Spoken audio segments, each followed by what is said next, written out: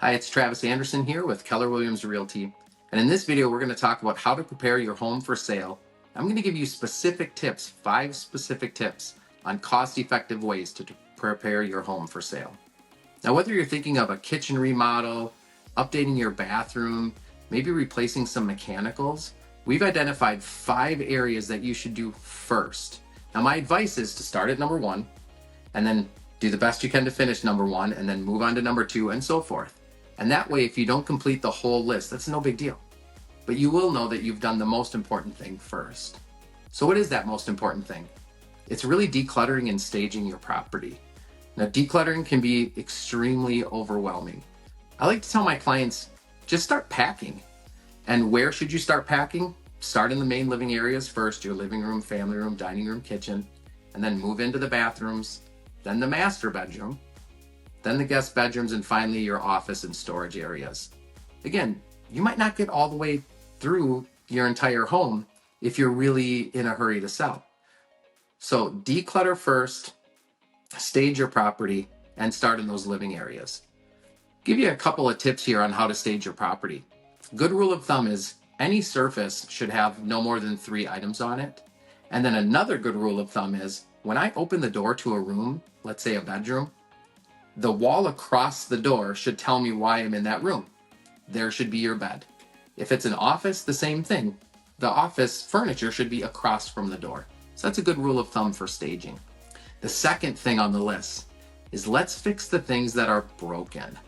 If you've got something like a loose handrail, a trip hazard, maybe a switch, you walk into a room and you flip a switch, and that switch operates an outlet, but nothing actually happens when I walk in that room. It's not even really broken, but to a consumer's mind, that would be broken. So let's make sure that switches actually switch something on and off. Let's make sure that you don't have any loose handrails, doorknobs are all tight and working, things like that. The third thing on the list, now we're gonna start spending a little bit of money, but let's paint touch up where needed and paint the rooms where needed. So when we talk about paint, we really wanna see a neutral color, but not white. We want to see a nice gray or a nice tan color that adds a little bit of warmth to the house. First step, of course, is if you don't need to repaint, let's just touch up, but then identify some of those areas where you might need to repaint. Again, starting in the main living areas, moving to the bathrooms, then the master, and then to the guest rooms. Another good rule of thumb, kids' rooms get a really big pass.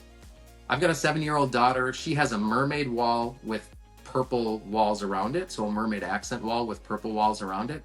I would not paint her room if we were selling. Tip number 4 is moving into lighting and hardware.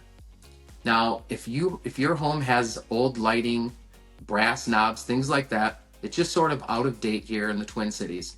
So it's a really good idea to start replacing some of those light fixtures, replacing some of your hardware, maybe some of your sink faucets, things like that. These items really make a room feel drastically different, especially after we have a fresh coat of paint on the walls. So the 5th thing we should do to get the highest return on your investment is look at replacing some flooring.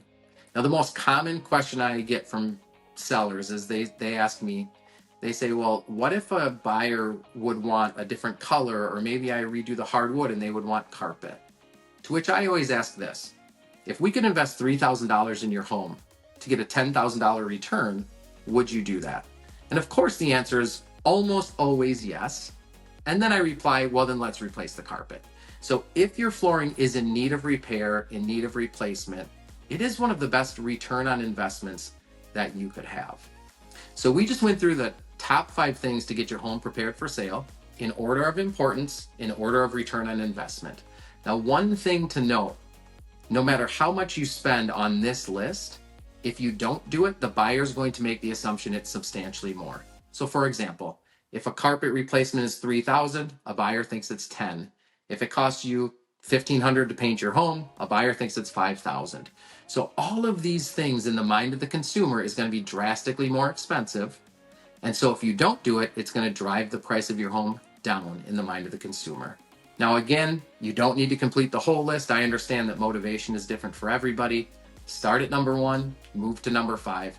And if you want a more specific list of your home, maybe you do really want to remodel a bathroom, give me a call, shoot me a text, send me a carrier pigeon.